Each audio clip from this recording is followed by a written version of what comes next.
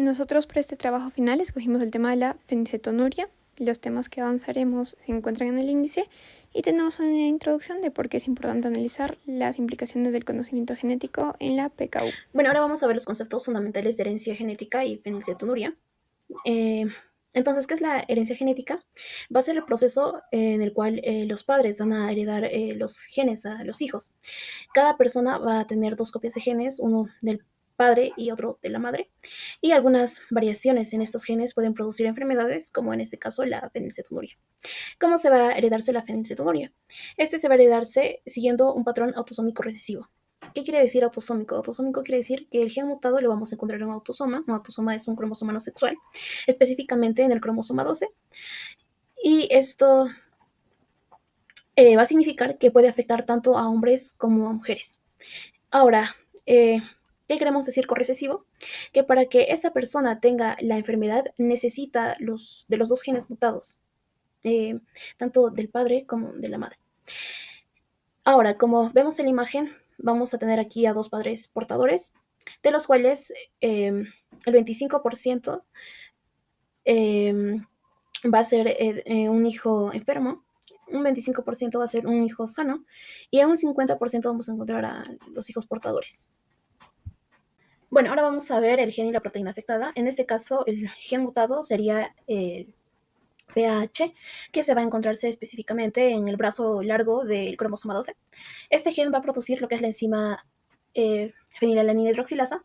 Esta enzima normalmente se va a encargarse de convertir la fenilalanina en tirosina.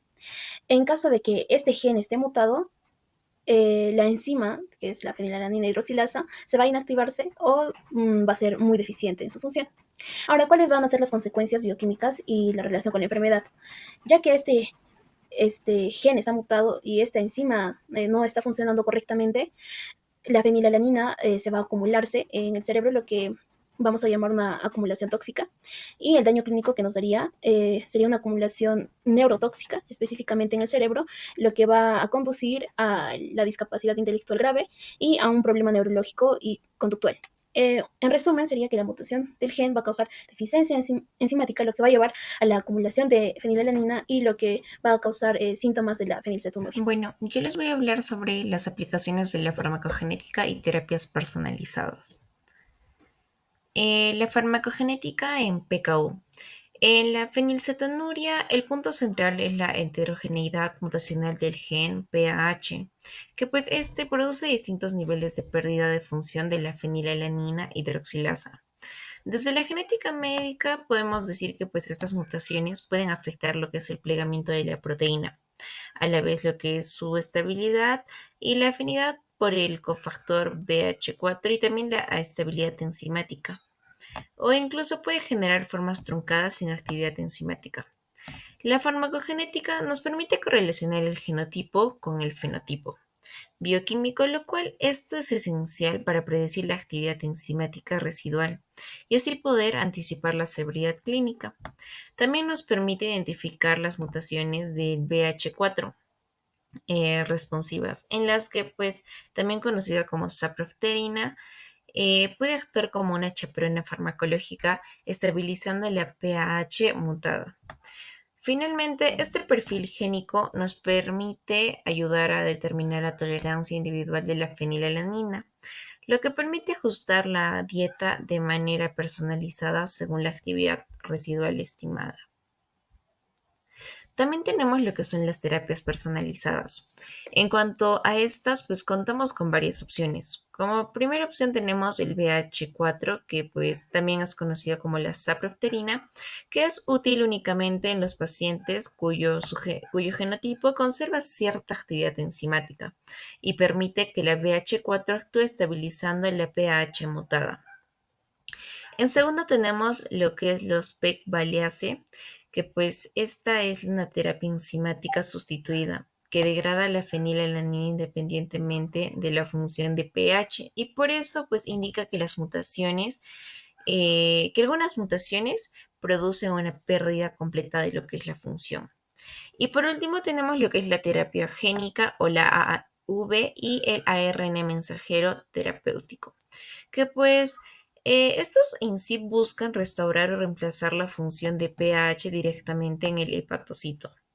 En conjunto podemos decir que esas estrategias muestran cómo el manejo del PKU se basa directamente en el tipo de variante genética y en la actividad enzimática resultante, que pues este es el fundamento de la medicina personalizada. Factores de susceptibilidad genética implicados.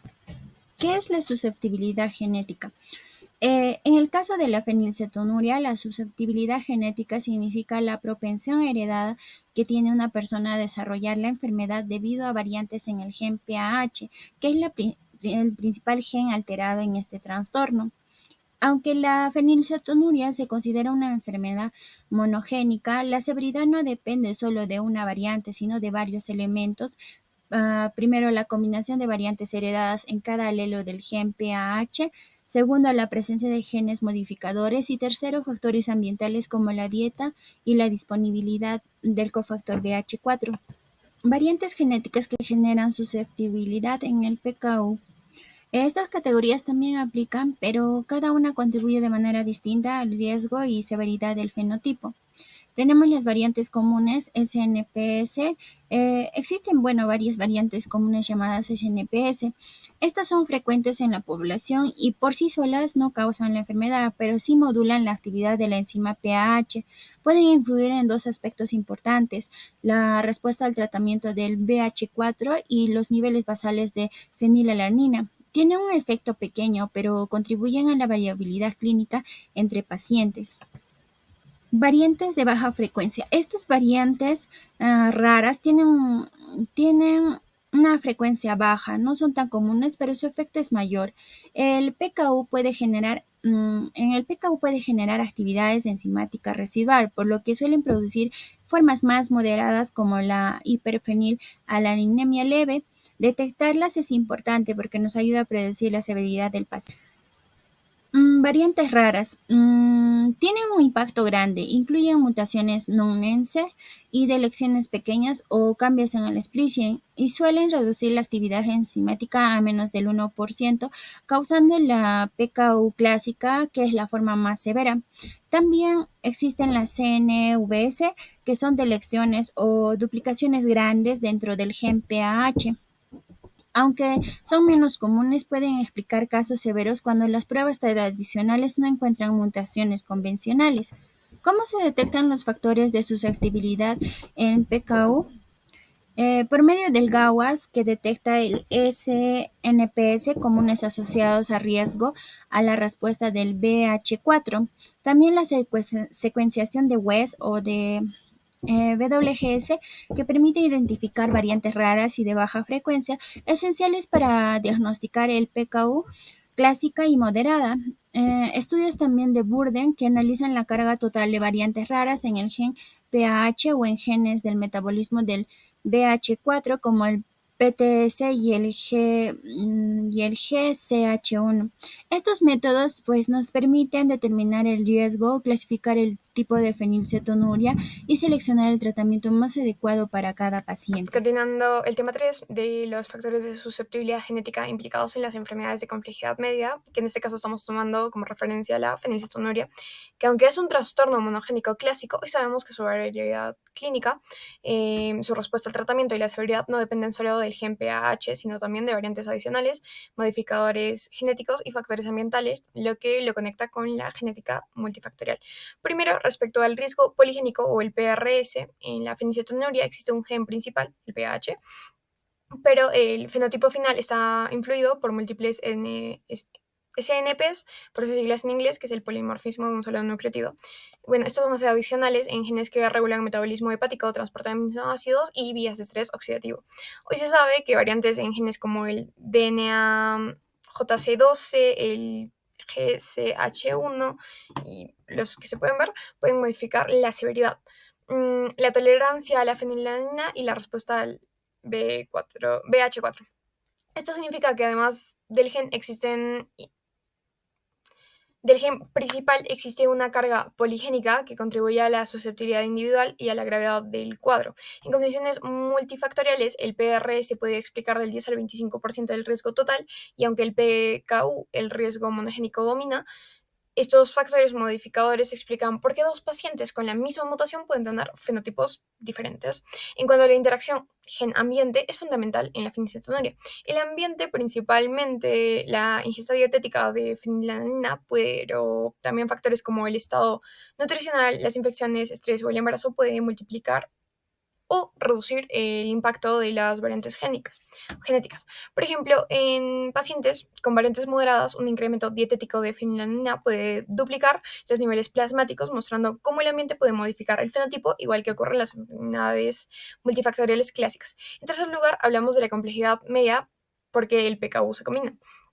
Un gen principal con cientos de variantes, genes modificadores, factores ambientales dietéticos e interacciones entre genes que afectan al metabolismo de la tetrahidrobiopterina, que es el BH4. Esto, va a generar un riesgo acumulativo que no se puede explicar únicamente por una sola mutación. O sea, un solo gen no lo va a explicar todo. Bueno, continuemos. También debemos considerar las limitaciones reales y actuales que tenemos. A pesar de los avances, los PRS y los estudios multifactoriales aún no pueden predecir con exactitud la severidad de la fenilcetonuria, en parte porque más del 80% de los datos genómicos provienen de poblaciones europeas, lo que va a disminuir en sí la precisión de las poblaciones, en poblaciones latinoamericanas, como es el caso del Perú. Además, los PRS explican solo una fracción del riesgo porque factores ambientales como la adherencia a la dieta o los micronutrientes tienen un peso muy importante. Finalmente, en cuanto a las aplicaciones clínicas, el análisis de riesgo génico nos va a permitir estratificar a los pacientes según la severidad de la enfermedad o de la variabilidad de la propia enfermedad, predecir la respuesta al tratamiento con el BH4, identificar variantes raras que modifican el riesgo y personalizar el manejo dietético y personalizar la propia atención al paciente. Gracias a estos avances, hoy podemos anticipar qué pacientes responderán mejor y qué fenotipos serán más severos. Bueno, continuando con la exposición, tenemos las implicaciones clínicas del conocimiento genético del PKU. En esta primera parte voy a explicar las principales implicaciones clínicas que va a tener el conocimiento genético sobre la fenilcetonuria. En primer lugar, el diagnóstico genético temprano es clave, gracias a que podemos identificar la mutación del gen PAH desde los primeros días de vida. Es posible iniciar el tratamiento antes de que ocurra un daño neurológico. Esto previene la discapacidad intelectual y otras complicaciones que van a ser irreversibles si no van a ser detectadas a tiempo. En segundo lugar, la genética permite un manejo personalizado según el genotipo. Las variantes del gen PAH no solo van a definir la gravedad del PKU, sino también la respuesta a la dieta. Esto ayuda a ajustar los niveles permitidos de la fenilalanina y establecer un plan alimentario individualizado. También es fundamental conocer la respuesta del paciente a terapias específicas como es la de BH4 o de la sapropterin. Saber qué mutaciones responden y cuáles no van a permitir optimizar la eficacia del tratamiento y asimismo evitar las intervenciones que van a ser innecesarias. Finalmente, en el caso del embarazo de las mujeres que van a presentar PKU, la información genética y metabólica permite un control estricto para prevenir los efectos teratogénicos y asimismo si la fenilalanina no se controla puede causar microcefalia, a veces también un retraso fetal y otros daños muy graves. Por eso el manejo debe ser mucho más cuidadoso durante la gestación. Diapositiva 2. Tenemos el análisis de las implicaciones clínicas, éticas y sociales. En esta segunda parte presento un análisis integrador de las implicaciones clínicas, éticas y sociales asociadas con el conocimiento genético del PKU. Como primeramente lo voy a decir, el diagnóstico temprano no solo mejora el pronóstico, también implica un compromiso de controles estrictos desde el nacimiento. Esto convierte a la familia en parte activa del tratamiento desde el día 1. Luego, el manejo clínico de por vida. La dieta controlada o monitoreo permanente de la fenilalanina supone una carga constante que afecta la vida diaria del paciente y en su entorno. A nivel social, la PKU modifica rutinas, celebraciones y participaciones escolares, lo que puede impactar un poco a la integración social del niño. Finalmente, existe una brecha económica porque los alimentos especiales y las fórmulas metabólicas no son accesibles por igual, o sea, no todos van a ser accesibles a esta dieta, ¿no? Y esto va a generar inequidades que puede afectar directamente al control metabólico. Bueno, continuando, acá tenemos la desigualdad en el acceso a tecnologías genómicas modernas. Para completar el análisis es necesario considerar la desigualdad en el acceso de tecnologías genómicas. Primero, el tamizaje neonatal no siempre tiene la misma cobertura en todas las regiones, lo que puede retrasar el diagnóstico y aumentar así el riesgo del daño neurológico. Segundo, muchas familias enfrentan un acceso limitado y las fórmulas metabólicas que son costosas y no van a estar disponibles de manera uniforme en todos los sistemas de salud. Y tercero, existe una brecha en tecnologías modernas como aplicaciones de monitoreo o pruebas genéticas más avanzadas que no todos los pacientes pueden costear. En conjunto, estas implicaciones nos muestran que el conocimiento conocimiento genético no solo es guía de manejo clínico, sino que también va a revelar desafíos éticos sociales que van a requerir políticas de salud más inclusivas. Casos clínicos respecto al tema que tocó mi compañera, que es casos clínicos de farmacogenética en PKU. En este caso, el caso clínico es de un niño de 5 años con PKU, con niveles altos de fenilalanina, en el cual, a pesar de recibir tratamiento estándar, tiene una prueba genética con una identificación de una mutación en el gen de PAH, con una mutación de R261Q, y una de R252W, ¿no? En el tratamiento personalizado se da una introducción a la BH4, que es una sapropterina, ya que en esas mutaciones el BH4 es la responsable, ¿no? En este caso del niño, la prueba genética revela que las mutaciones del gen de PAH, que es la fenilalanina hidroxalasa, este es lo que afecta la actividad de la enzima, ¿no? Y gracias a esta farmacogenética se identifica que las mutaciones son BH4 responsivas, por lo que el tratamiento con sapropterina de BH4 puede mejorar la actividad de la enzima y se personaliza el tratamiento utilizando este cofactor que ayuda a reducir los niveles de fenilalanina sin requerir una dieta estricta. La farmacogenética permite lo que es identificar las variantes genéticas afectando lo que son las respuestas a los tratamientos. En este caso, la respuesta a la sapropterina depende de las mutaciones genéticas específicas en el gen de PH. Esto optimiza lo que es la respuesta al tratamiento y mejora el control de la enfermedad de forma más personalizada. Respecto a terapias personalizadas en PKU, este es el caso clínico también de un adolescente de 15 años con PKU que severa, no responde al tratamiento convencional con dieta y en la terapia se le realiza una terapia de BH4 sin el gen de PH. En este BH4 responsivo, la terapia genética si no responde a BH4, pero la PEG-valiase sí detecta un tipo de mutación resistente al BH4. En este caso, este adolescente no responde a lo que va a ser la dieta baja en la fenilalanina, por lo que se le consideran opciones de terapia personalizada. Si el gen de PH es BH4 responsivo, se puede identificar con sapropterina. Y si el paciente no responde a la BH4, la terapia genética puede ser como el AAV, puede ser una opción futura. Además, el tratamiento con regular puede ser útil para descomponer la fenilalanina, en este caso más resistente, ¿no? Y este tratamiento se va a dirigir a descomponer lo que es la fenilalanina de una forma independiente.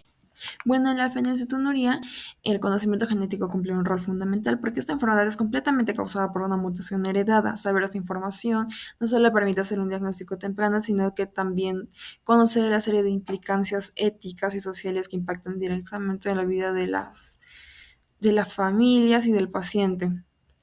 Ahora analizaremos qué riesgos, responsabilidades surgen al manejar información genética. Empecemos por implicancias éticas, que es más allá como el enfoque social.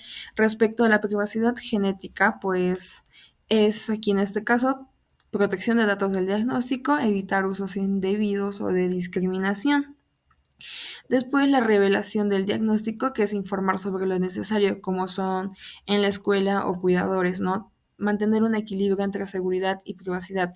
Respecto al estigma genético, pues es una etiqueta social como enfermedad genética, pero esto afecta la autoestima de las personas o de los niños, tanto como su integración. Ahora, la identidad del paciente, cuando se le asigna esta identidad con fenilcetonuria, por así decirlo, pues tengo una pregunta por esto, para ver si reflexionamos o no. Estamos creando una identidad basada en la genética y no solo en las capacidades reales del niño.